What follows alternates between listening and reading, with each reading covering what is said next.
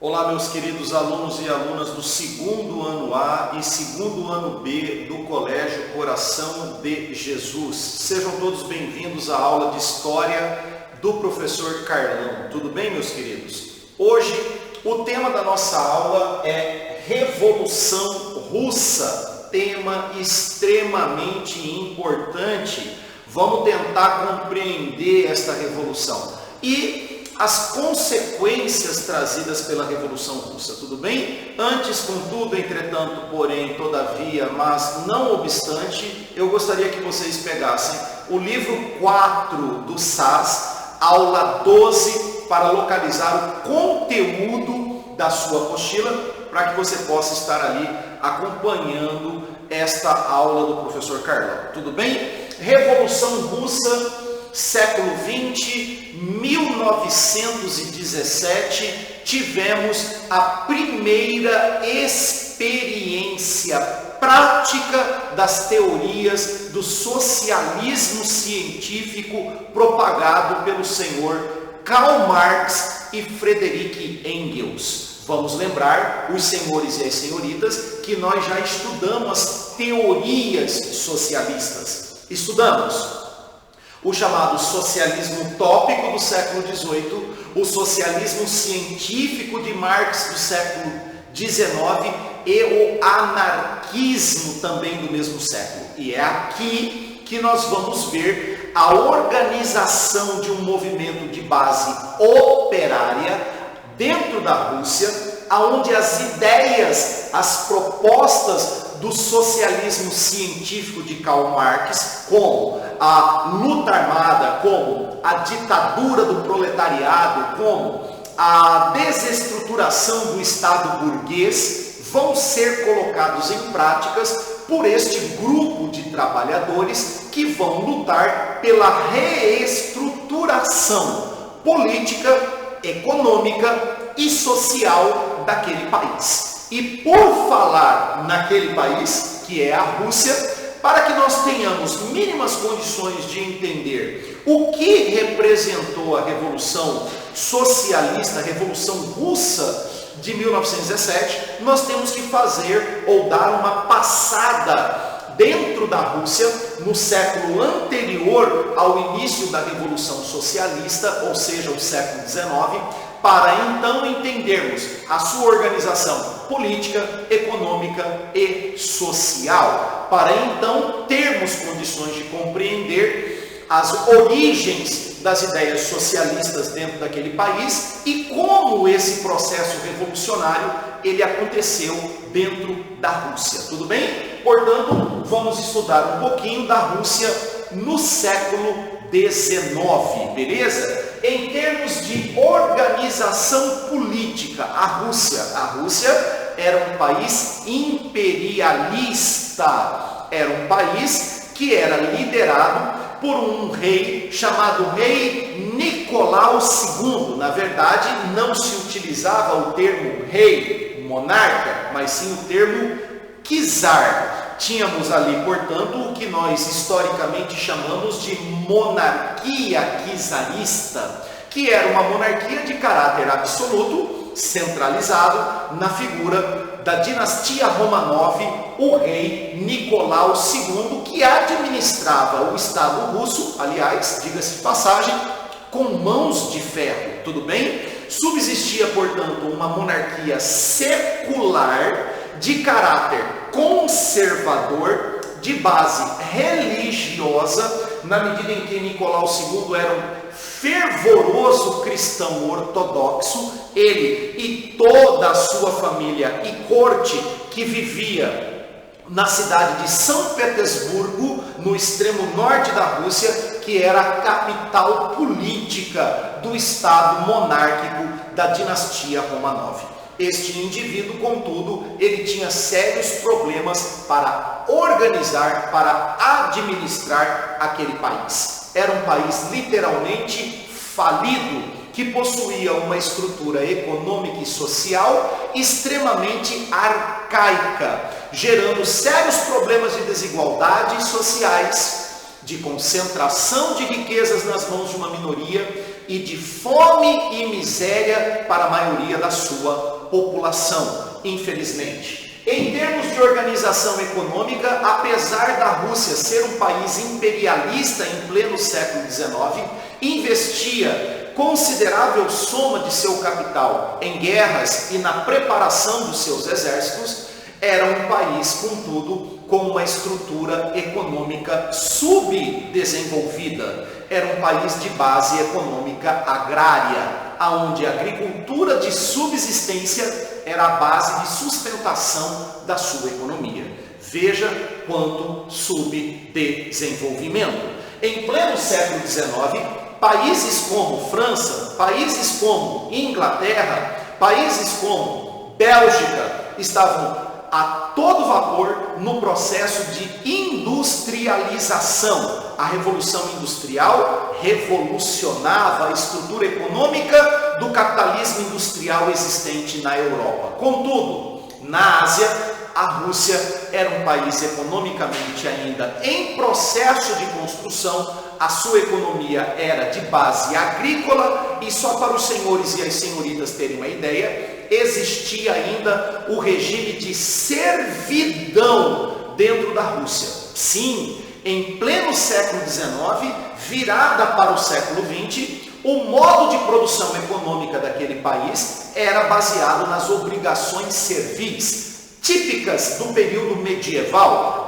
onde havia o camponês, servo, que trabalhava nas terras da nobreza e devia algumas obrigações servis a essa nobreza em troca do uso da terra. Veja, mais uma vez, quanto subdesenvolvimento econômico da Rússia, extremamente atrasada na virada do século XIX para o século XX. Para piorar, havia economicamente uma alta concentração latifundiária nas mãos de uma elite que era a nobreza agrária. Nobreza agrária essa que era beneficiada com privilégios, incentivos vindos por parte do governo do rei Nicolau II, o qual, em contrapartida, recebia o apoio político desta nobreza ao seu governo. Tudo bem, meus amiguinhos? Uma terceira característica desse desenvolvimento econômico,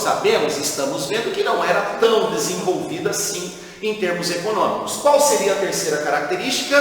A minguada indústria que existia naquele país. Ou, traduzindo, sendo mais objetivo, o baixo desenvolvimento industrial da Rússia. Na verdade, eu diria a vocês que o desenvolvimento industrial da Rússia batia no tornozelo, era um nível extremamente rudimentar. E as pequenas indústrias que existiam na Rússia não eram indústrias russas, mas eram indústrias estrangeiras. Inglaterra, Estados Unidos, França tinham indústrias dentro da Rússia, porque essas indústrias se aproveitavam da produção de matéria-prima e principalmente da mão de obra barata para a produção de produtos industrializados. Então, o desenvolvimento industrial da Rússia era simplesmente o que, professor?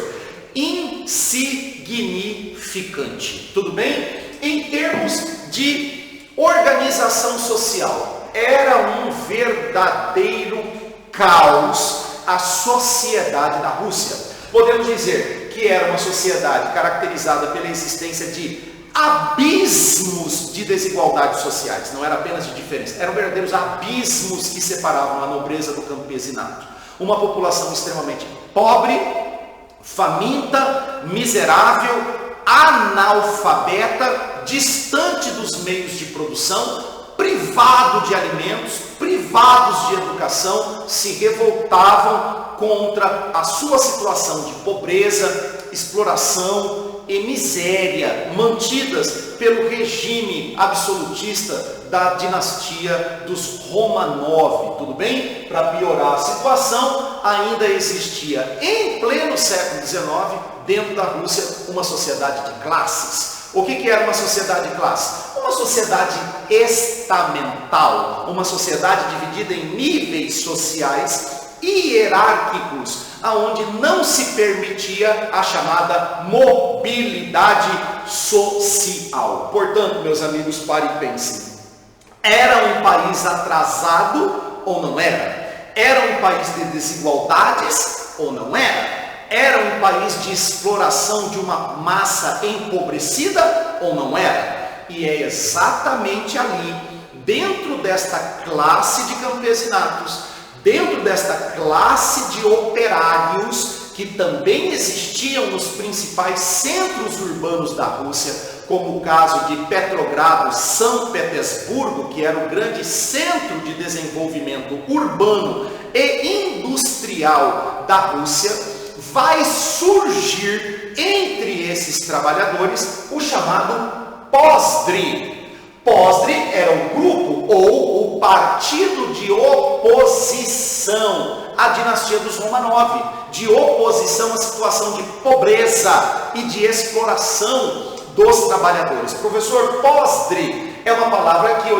de origem russa, sim. Traduzindo, o que é que significa Pozdri? Está aqui no quadro. Pozdri é o Partido Operário Social Democrata Russo. Era o Partido dos Trabalhadores Russos. Partido Social Democrata Russo era o grupo de oposição à situação que a Rússia estava vivenciando. E era o grupo que lideraria o processo da Revolução Operária, da Revolução Socialista Russa, no ano de 1917. Vamos lembrar que o Pozdri, ele era um partido de inspiração ideológica socialista. Ali dentro, as ideias, as propostas políticas de transformação da Rússia eram baseadas na filosofia do socialismo científico de Karl Marx. Aquela gurizada lia o dia inteiro a obra marxista chamada de O Capital e queria colocar em prática, através de um processo revolucionário, todas as transformações de base socialista dentro da Rússia. Contudo, quando a gente fala em partido político, nós vamos lembrar que no caso do Pozdri, ele era formado por duas alas, duas vertentes, que apesar de ambas as alas serem influenciadas por ideias marxistas socialistas, eles eram formados por classes diferentes. É aí que as alas se dividem entre a ala menchevique e a ala bolchevique. Tudo bem? Mencheviques significa minoria. Essa era a ala da minoria. Professor, e os bolcheviques? Bolcheviques significa maioria. Tudo bem, meus queridos, minhas queridas alunas, seguindo aí o entendimento do tio? Então vamos lá. Os mencheviques. Esta era a ala burguesa da Revolução Russa. Pois é, meus amigos. Dentro do Partido Socialista havia uma ala burguesa, uma ala de ricos comerciantes, ricos proprietários de terras, que inclusive discutiam e defendiam as reformas socialistas, as propostas do socialismo marxista. Contudo, eles não eram adeptos da luta armada, eles negavam a luta armada, eles negavam o processo revolucionário marxista, eles propunham a transformação da dinastia dos Romanov através de um processo democrático, com a ampla participação da população no contexto dessas transformações, através de eleições, através do voto direto, através da formação de organizações sindicais. Contudo, não eram adeptos das ideias radicais de luta armada. Eis o motivo pelo qual os mencheviques, eles eram apelidados de brancos, suaves, como vocês costumam dizer.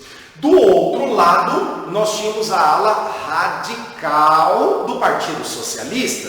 Nós estamos nos referindo a quem? Aos bolcheviques. Aqui, meus amiguinhos, fazia parte desta ala figuras como Vladimir Ilyich Ulyanov, ou simplesmente conhecido como Lenin. Nós tivemos aqui a participação de Stalin, não é verdade? Que vai ser um dos grandes líderes desse processo revolucionário, um grande ditador assassino, diga-se de passagem.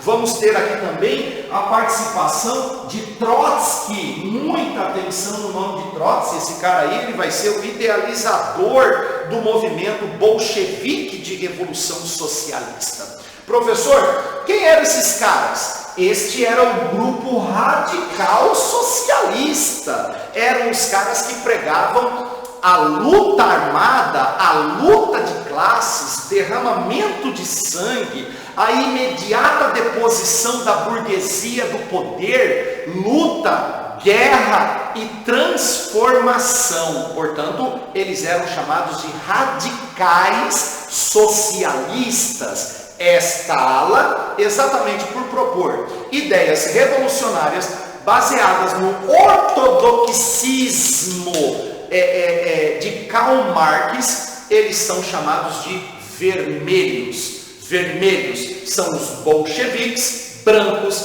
são os mencheviques. E vai ser a partir da organização dessas duas frentes, dessas duas alas, que vão surgir os chamados sovietes. O que eram os sovietes? Os sovietes eram os tentáculos, eram os braços do Partido Operário Social Democrático Russo, que era esparramado pelos interiores da Rússia, chegando até as mais longínquas regiões do território russo, as ideias e as propostas de lutas desse partido de caráter socialista. Nós vamos ver que este grupo de oposição vai se opor à dinastia dos Romanov e vai propor transformações políticas, econômicas e sociais que resultarão na Revolução Russa de 1917.